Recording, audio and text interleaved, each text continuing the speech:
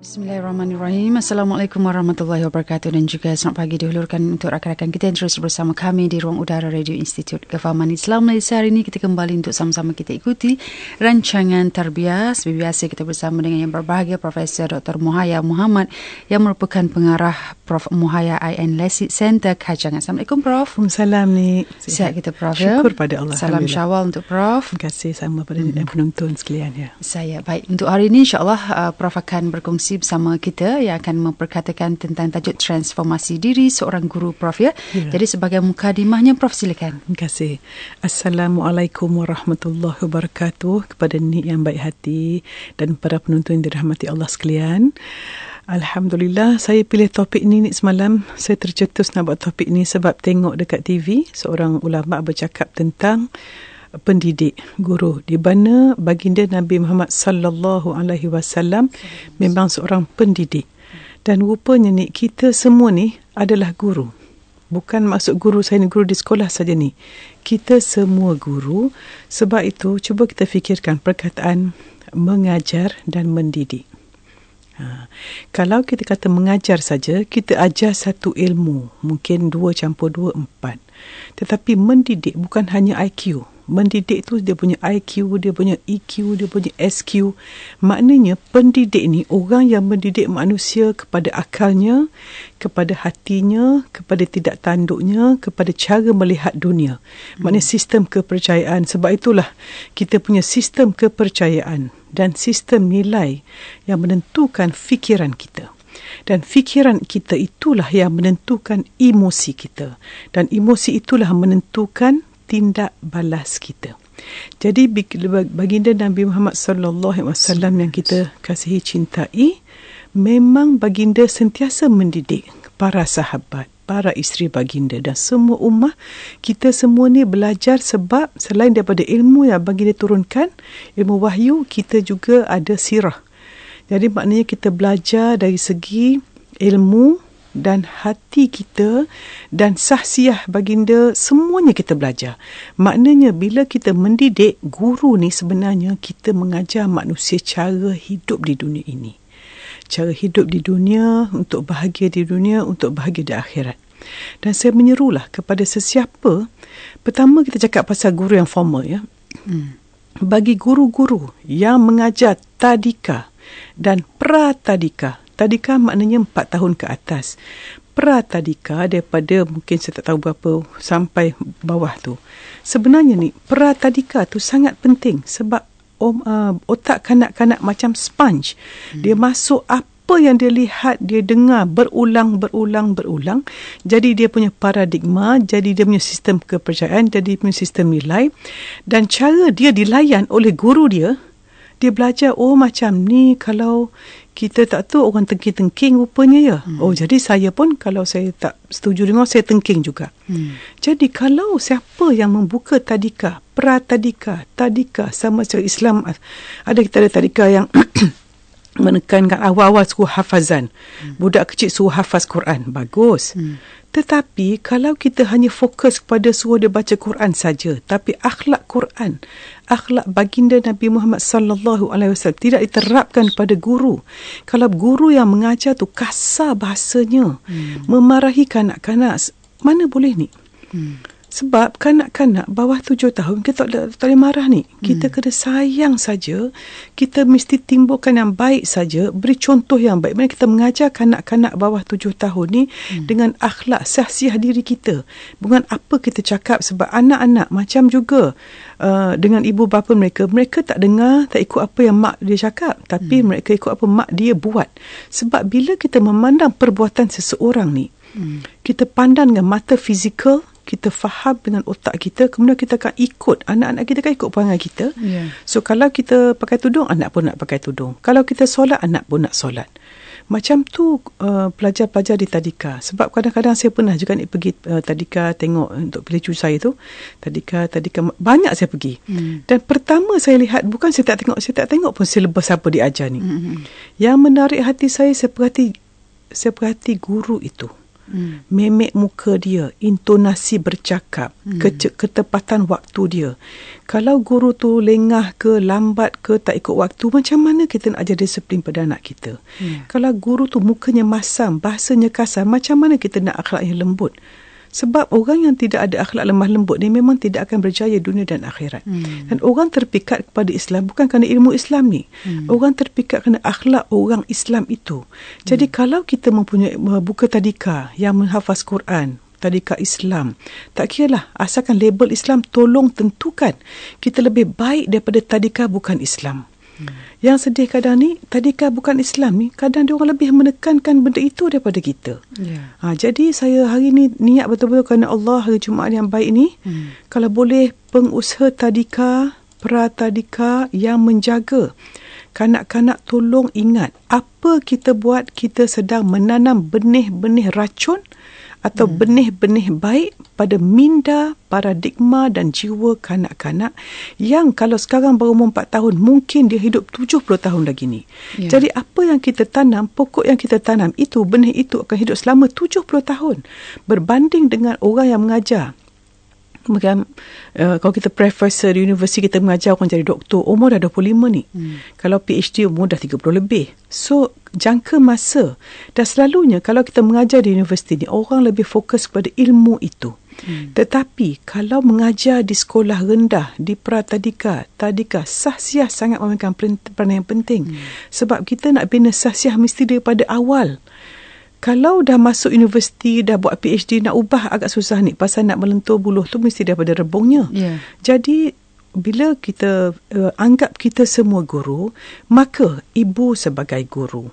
Wahai ibu sekalian, yakinlah apabila anda dipilih oleh seorang suami untuk diperistrikan, menaikkan martabat anda, lelaki itu telah memberi keutamaan, memberi pilihan untuk menjatuhkan benihnya pada puan. Dan dia yakin bahawa puan akan mengandungkan anaknya dengan sahsiah yang baik untuk melahirkan anak-anak yang sama-sama masuk syurga dengan suami itu. Dan para suami, pilihlah isteri dengan betul. Jangan pilih isteri kerana kecantikan, tapi pilih kerana agama dan akhlaknya, anda tidak akan kecewa. Dan saya nak cakap pada semua guru pendidik, tolong jadikan kerja di sekolah sebagai ladang pahala. Jadikan setiap hari terlalu berharga. Dan cakap pada diri kita setiap hari, tidak ada orang, satu orang pun termasuk yang lihat dalam cermin ni akan merosakkan hari ini dengan kedegilan, dengan maksiat, dengan dosa, dengan aktiviti lara. InsyaAllah saya berdoa, saya yakin hari ini saya nak buat semua amalan yang memberatkan timbangan saya di padang mahsyar. Sebab maksud hadis mengatakan, orang yang paling bijak ialah orang yang sentiasa muhasabah diri. Sebelum nak tidur malam dia muhasabah, ya Allah, kalau banyak dosa tak boleh tidur dia. Dia nak ganti balik, baca Quran ke, buat apa yang baik. Dan orang yang paling bijak juga ialah orang yang sentiasa buat apa-apa persediaan untuk hari matinya, untuk bekalan di akhirat nanti. Cuba kita sama renung hari ni. Kita pergi kerja, kita pergi sekolah, kita pergi apa saja. Yang kita buat ni ada tak dipandang oleh Allah di padang mahsyar nanti. Dan juga selain daripada guru, saya nak bercakap pada mereka di media. Bayangkan jika anda membuat program yang dilihat dengan bunyi muziknya, dengan gambaran yang baiknya, dengan skripnya, anda sedang mengajar masyarakat. Anda sedang mendidik masyarakat. Jika anda membuat program yang merosakkan minda masyarakat, yang ditonton oleh rating yang sangat tinggi sampai 500,000 orang melihat, bayangkan kalau 10% mengikut ajaran yang tidak elok anda ajar, 5,000 orang membuat amalan maksiat berdasarkan contoh yang anda tunjuk dalam program TV itu, bayangkan betapa seksanya kita dikubur nanti. Sebab ni orang yang paling bijak, saya tengok Sayyidina Umar, Sayyidina Abu Bakar, ialah orang yang dosanya mati bila dia mati. Yang kita takut ni, kita sebagai pekerja media, kita sebagai jurnalis, membuat artikel, membuat program, buat benda bahan bercetak yang kekal lama, yang dekat cyber. Dan siapa yang post YouTube yang bukan-bukan, siapa buat apa-apa yang kekal, yang dari alam maya ini, tolong ingat balik. Jika apa yang anda buat, kita tunjukkan keaiban orang, kita viralkan YouTube itu, dosa itu anda ambil setiap kali klik orang melihat YouTube yang tidak baik itu. Bayangkan, siapa yang dah buat tolong bertaubat. Kalau Ramadan yang lepas tidak membawa ketakwaan kepada kita, alangkah tidak bahagianya kita nanti. Kita baru sebulan sudah dididik untuk mendapat takwa.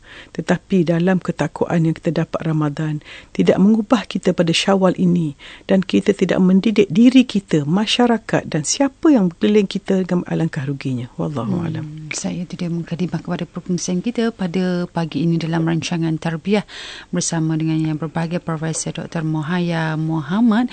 Kita berkongsi tentang transformasi diri seorang guru, dan Prof, secara umumnya kita semua adalah seorang guru, kita juga ada seorang pendidik, tetapi yang khas pendidik adalah secara formalnya guru-guru. Guru di sekolah. Jadi dalam pendidikan, guru harus ada emosi yang stabil, Tepat. Dirinya penuh dengan kasih sayang. InsyaAllah ilmu yang disampaikan tu akan boleh membentuklah anak-anak kita. Tepat ni, sebab dari hati ni. Macam inilah, apa-apa kita buat, tolong buat daripada hati kita. Dan apa-apa kita buat, jangan niat nak suruh nampak bagus kat orang. Jangan sekali-kali kita buat untuk pandangan manusia. Apa-apa kita buat, biar pandangan Allah. Bila kita niat macam ni, insya-Allah kita menjadi kebal pada cemohan manusia dan tidak terpesona dengan pujian manusia. Sebab orang-orang yang dikasihi Allah ni, insya-Allah bila seseorang tu dikasihi Allah, mata dia yang melihat Allah jaga. Tangan dia Allah jaga, kaki dia Allah jaga, hati dia Allah jaga. Cuba kita niat, kita nak jadi orang yang Allah kasih. Untuk kita dapat kasih Allah, kita mesti kasih Allah, kasih Rasul, kasih diri, kasih semua makhluk di dunia ini. Bila kita kasih ni datang daripada hati, bukan datang daripada akal. Jadi bila kita mengajar dengan penuh kasih sayang, dengan niat inginnya ilmu yang kita ajar ni, anak murid gunakan untuk mereka berbakti pada ummah, Masya Allah, dia punya kesan viral sangat-sangat besar. Sebab saya jadi macam ni pasal cikgu saya ajar dulu. Bayangkan cikgu saya mengajar, saya cikgu Rokiah darjah 1 saya dulu. Bayang berapa tahun, 65 saya masuk sekolah ni. Dah berapa tahun? Dah 49 tahun dah. Masih kita ingat apa diajar. Pahala dia setiap apa yang saya buat tu cikgu saya dapat. So para guru sekalian, ingatlah, setiap anak murid yang anda lihat di sekolah, tak kira nakal macam mana, degil macam mana, itu semua benih-benih hebat yang akan menggunakan ilmu yang para guru gunakan sekalian, yang akan balik semula pada guru dan keturunan guru dan dapat kita tuai di akhirat nanti. Wallahu a'lam. Dan kita berkongsi soalan dari rakan-rakan pendengar kita, rakan Facebook kita. Boleh juga bertanyakan soalan-soalan anda. Bagaimana bagi seorang guru yang hanya bekerja kerana melihat KPI-nya, bukan dari ketulusan hati? Mungkin akan memberi kesan kepada kedua-dua pihak, kepada guru itu sendiri dan kepada anak muridnya sendiri, Prof. Tepat ni, memang saya tahu dalam usaha kita ni ada sebut KPI, Key Performance Index. Perhatikan perkataannya, performance. Sebenarnya orang paling rugi ni ialah orang yang perform pada saya. Sebab bila kita perform untuk tontonan makhluk, dan tapi sebagai hidup di dunia, kita mesti ada ukuran. Macam kita ada gram, itu memang kena buat. Itu memang kita buat. Tetapi saya seru macam ni, memang kita ada KPI, tetapi tentukan KPI hanya alat, bukan tujuan. Tujuan kita redha Allah. Dan siapa mencari redha Allah, KPI dia automatik akan naik. Sebab bila redha Allah, Allah sentiasa ada. So bila dia buat dengan kerana Allah, Allah akan buka semua hati anak murid untuk memahami apa dia ajar. Barakah ilmu tu. Barakah maknanya panjang ilmu tu pergi. Apa kita ajar hari ini, anak murid akan ingat dan amalkan. Itulah barakahnya. Maka KPI akan meningkat sebab anak murid semua akan meningkat. Dan kalau boleh, kalau kita hanya fokus pada kerja sebagai memenuhi keperluan hidup, saya kongsi ini apa yang Ustaz Farul beritahu selalu, kalau kita bekerja untuk hanya keperluan hidup, untuk KPI saja, itu yang kita dapat. Tetapi kalau kita bekerja untuk tujuan hidup kerana Allah, maka dunia dapat, akhirat pun dapat. Itu orang yang bijak. Wallahu a'lam.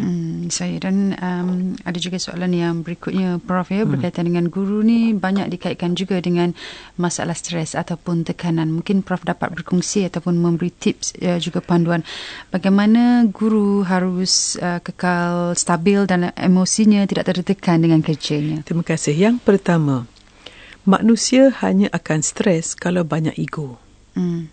Saya kata ni banyak orang tak setuju, tapi saya nak sebut selagi.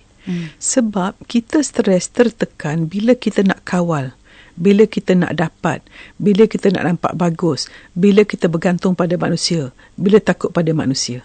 Tetapi orang yang dia tak nak orang tengok baik, dia tak cuba nak dapat benda banyak, dia tak suka manusia sanjung, dia tak suka nak ampu bos dia, orang ni tak stres ni, sebab dia punya bos nombor satu Allah Subhanahu Wa Taala. Dan memang banyak guru kata saya, Prof, sekarang stres kerja banyak admin. Saya kata macam ni, saya nak tanya cikgu, masa belajar dulu nak jadi cikgu kan?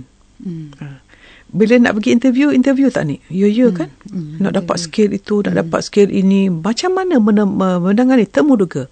Bagaimanakah baju patut pakai? Bukan main kita punya nak kerja. Tapi bila dah kerja, stres pula. Sebab tidak tahu tujuan kerja itu. Kalau kita merasakan setiap kanak-kanak tu macam kita punya saham dekat Security Commission tu. Saham naik, saham turun, saham naik, saham turun. Cuba tengok orang yang tanam saham ni. Wah, kami motivasi ni. Tengok je file dia. Tengok dia punya graf naik turun, naik turun. Kenapa kita tidak lihat anak murid kita sebagai saham yang kita sedang invest? Tengok setiap anak murid. Setiap kali kita ajar satu chapter, besok tu dia dah faham. Wah, saya punya saham dah naik. Dan kalau kita kena pergi kursus tu bukan untuk sia-sia ni. Kursus ni untuk penambahbaikan kerja. Dan kalau kita kena buat kerja lepas waktu pejabat, yakinlah setiap pengorbanan yang kita buat, Allah balas kalau kita niat kerana Allah. Jadi pesan saya dan untuk diri saya lah, apa-apa kita buat ni, kalau kerana Allah, tidak akan ada stres. Jadi perkataan stres jangan sebut. Tidak ada stres sebenarnya. Cuma orang yang pilih untuk fikir stres. Dan kita tahu, saya dengar tadi tanya Ustaz Zuram dia kata, kita semua ada hikmah, ada satu benda magic dalam manusia, apa dia boleh buat pilihan. Binatang tak boleh buat pilihan. Pokok tak boleh buat pilihan. Kita boleh buat pilihan. Dan kita tidak boleh kawal apa yang berlaku, tapi kita boleh pilih respon kita terhadap apa yang berlaku. Jadi kalau dapat kerja, kita kata apa? Masya Allah, peluang pahala banyak lagi ni. Masya Allah, saham saya banyak lagi ni. Banyak lagi saya nak invest. Ubah cara kita melihat hidup, dan hidup kita akan berubah. Ya, baik. Dan seorang guru bukan setakat mengajar, memberi pendidikan kepada orang lain, tetapi juga belajar dan menerima, sebagaimana ada satu kata-kata hikmah juga, Prof, ya. Sekali kita belajar, seluruh alam menjadi guru. Tepat. Jadi cikgu pun kena belajar juga. Betul. Macam ni, orang yang paling bijak, dia tidak berhenti-henti belajar. Dan guru yang baik, sebenarnya dia akan kata, saya belajar lebih banyak daripada anak murid, lebih daripada anak murid belajar pada saya. Sebab kita guru ni, kita ajar silibus tu. Tetapi bila kita tengok cara manusia, murid memahami, kemudian dia tanya soalan, kita pula tak boleh nak jawab. Kita balik, kita belajar lagi. Maka itu yang kita dapat. Jadi maknanya memang seluruh alam tu, sebab alam ni sebenarnya ialah ilmu Allah. Dan orang yang paling buta, saya dengar tadi, saya suka rekod rancangan lama-lama. Rancangan Ihya Ramadan pun, yang bulan Ramadan pun saya tengok sekali lagi. Saya nak kongsi 4 perkara yang saya nak relate dengan ni, ialah 4 tanda kejahatan dan penghalang ketaatan orang kepada Allah. Yang pertama, macam disebut, mata yang beku. Apa mata beku? Masya Allah, saya baru tahu ni. Bila melihat sesuatu, tak melihat kebesaran Allah. Maknanya alam ni kita belajar, tengok pokok hijau, tengok langit. Sebab salah satu amalan baginda Nabi Muhammad sallallahu alaihi wasallam ialah kadang-kadang baginda solat, kadang dia keluar tengok langit. Tengok langit dan tafakur lihat kebesaran Allah. Jadi kita sini kalau stres, senang aja. Keluar tengok langit, tarik nafas. Masya Allah, langit tak utuh lagi, belum kiamat lagi. Macam mana dah langit tanpa tiang. Allah, ya Allah, ya Tuhanku, besarnya kamu. Sebab itu bila kita solat ni, Allahu Akbar, kita angkat takbir tu, kita mati daripada semua dah benda yang halal jadi haram masa solat. Betul tak ni? Maknanya masa tu kita berpisah dari dunia kita dengan Allah. Sebab itu bila kita tafakur dekat pada Allah, itu yang senang. Nombor 2, keras hati. Orang keras hati ni payah nak taat pada Allah. Dan apakah salah satu penyebab keras itu? Terlalu banyak ketawa. Maknanya bila kita sakit sikit, cari nak ketawa je. No, kita bila sakit, sebelum cari obat, kita taubat. Yang ketiga, orang sentiasa tamak dengan dunia. Tak cukup-cukup. Dan apa dia dapat tu, bukan dia niat nak beri pada orang. Dia sibuk nak simpan sampai takut nak belanja. Sebenarnya ni, orang yang takut nak belanja tu orang miskin. Orang yang senang berbelanja, senang beri faedah pada orang, itu orang kaya sebab dia rasa lebih. Orang yang tak belanja, dia rasa tak cukup tu orang miskin. Jadi kaya atau miskin tak diukur dengan duit banyak ni. Tetapi betapa bersedianya kita untuk memberi. Orang suka memberi, itulah orang kaya. Yang keempat, makan makanan yang haram. Ini Ustaz Habib Najmuddin sebut. Dia baca ayat saya tak ingat tapi saya catat je. Jika kita makan benda yang halal, insya-Allah Allah memudahkan anggota badan melakukan ibadah. Tetapi kalau makan benda yang haram, Allah memudahkan anggota melakukan maksiat. Sebab itu kalau kita ni nak mengaji payah, nak bangun tahajud payah, nak buat ibadat payah, dengan ilmu payah, tengok makanan kita. Dan makan haram bukan makan daging khinzir saja ni. Makan rasuah. Dan juga kita bekerja malas. Kita dibayar gaji 2,000, bekerja macam 1,000. Itu haram yang 1,000 itu. Dan kita tengok pula, Habib kata, kalau anak kita asyik degil, kita tengok rezeki kita. Sebab itu ini satu hari yang baik, kita sama-sama tafakur dan lihat amalan kita. Wallahualam. Saya cukup menarik sekali perkongsian yang 4 perkara tadi, Prof. Yang Prof sebut tentang, saya yalah tertarik dengan semuanya, tapi salah satunya minta Prof jelaskan sedikit tentang kalau sakit tu, Prof, sebelum kita dapat ubat, kita bertaubat dulu. Betul. Taubat sebelum berubat. Sebab sebenarnya macam ni. Kita ada sel 50 trilion sel. Dan ni bayang, setiap sel tu kebanyakannya kulit kita ni dia akan jatuh dapat kulit baru. Siapa yang hasilkan sel baru tu? Allah. Dan setiap sel yang keluar tu ada blueprint dia. Sebenarnya Allah jadikan badan kita perfect. Kita boleh baikkan diri kita sendiri. Sebab kita cuma ubah program sel tu, nak sakit ke nak sihat. Dan setiap fikiran negatif akan menyebabkan penyakit pada sel. Ini kajian saintifik ni. Dan 75% penyakit sistem yang tak bagus tu, macam mana badan nak sihat. Sebab itu kita taubat. Bila kita taubat, dari segi saintifiknya kita reset button, kita tukar paradigm kita, kita ubah balik blueprint ataupun pluripotent cell atau sel yang baru nak keluar tu, Allah akan jadikan ke arah kesihatan. Wallahualam. Tapi saya tak katalah bila semua orang sakit tu berdosa, sebab orang alim pun sakit juga. Sebab sakit ni ada 3 ni. 1, nak ampun dosa. 2, nak naikkan darjat kita. Ada 3 balasan. Tapi kita nak husnuzan pada Allah. Bila kita sakit, ni ada dosa apa? Saya tersombong ke Allah. Istighfar. Istighfar, siapa ada duit sedekah. Itu cara nak baikkan badan. Wallahualam. Saya baik. Dan kita berkongsi pada hari ini transformasi seorang guru. Saya kira kita ada 10 minit lagi, Prof, dalam perkongsian kita hari ini. Mungkin ada dapat kita kongsikan dengan kita. Okey. Yang pertama, saya rasa kita anggap yang kita semua ni anak murid dan juga guru. Maknanya bila kita rasa kita ni sentiasa guru, kita sombong pula ni tak nak belajar dengan orang. Kita ni belajar sepanjang hayat.